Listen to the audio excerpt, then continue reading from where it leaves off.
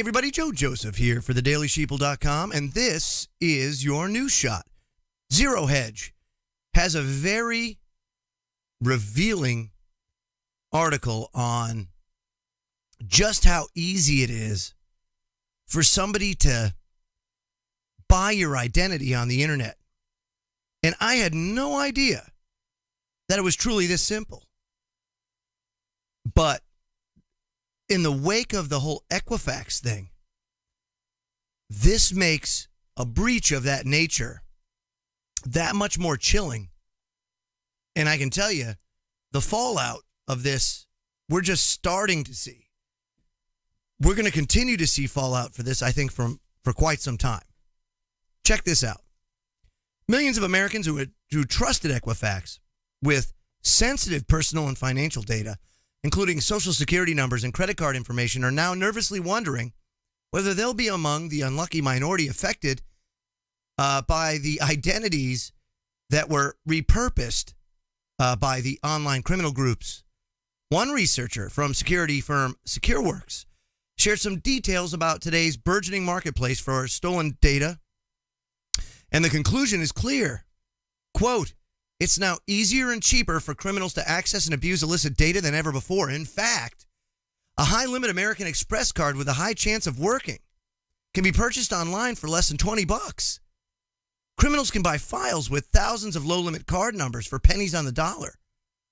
According to Bloomberg, verified high-limit credit cards from developed countries like the U.S., Japan, and South Korea are selling on the dark web for the Bitcoin equivalent of, $10 to $20. Verified means the sellers tested out transactions on the card and found it hasn't been canceled yet. And for scammers on a budget, there's unverified stolen credit card data, which comes out to pennies a card when bought in bulk. So luckily for criminals, cards generally aren't selling any cheaper on the dark web these days, according to Alex Tilley, a researcher at SecureWorks. He says today buyers are more likely to get higher quality cards, ones with sizable limits that can be used fraudulently with ease. It's as hit or miss as it used to be. A welcome change for it isn't as hit or miss, I should say, which of course is a welcome change for criminals and chilling news for most of us. Now, criminals have even set up sophisticated rating systems to help value the data. Business cards, of course, are preferred. Tilley says because they don't really have a limit. Those high-end personal cards, say like a Platinum American Express that's been verified and has an 85% rating, judged by the seller to have an 85% chance of being successfully used in a fraud, will go for $15 to $20, whereas a regular MasterCard that doesn't have a high limit might go for $9. Now, one underground hacker market inexplicably called Trump's Dumps is selling full identities of individuals, just like you, for as little as $10 a piece. And this is what they call fulls, F-U-L-L-Z. That's the term for it. Or dossiers that provide enough financial, geographic, and biological information and biographical information on a victim to facilitate identity theft or impersonation-based fraud. Now, fulls can help a criminal get past those irritating secret questions that sites ask to verify your identity. Now, recently, SecureWorks researchers have been seeing more offers of bulk pre-verified card details, along with more identifying information about the owners. And in some cases, offers even include the cardholder's mother's maiden name. Still, they cost $10 to $12. Below is basically anything lower than that, still has a pretty good chance of working, but it's a lower limit type of situation. Doesn't really give you as much opportunity.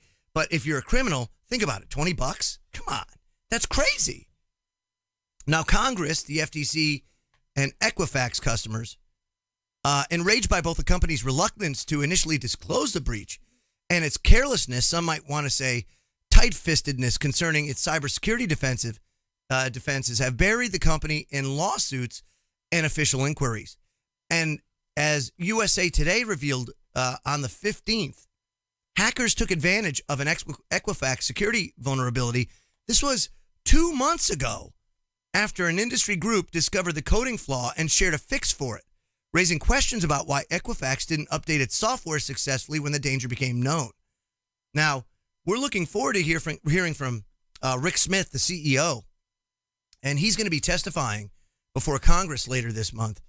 And it'll be interesting to see if Smith retains his job, because there are calls mounting for his resignation. And I just can't see why this guy isn't fired today. I mean, think about it. One of the 3 credit rating companies just going straight up careless with your most sensitive personal information that then goes to the dark web for pennies on the dollar.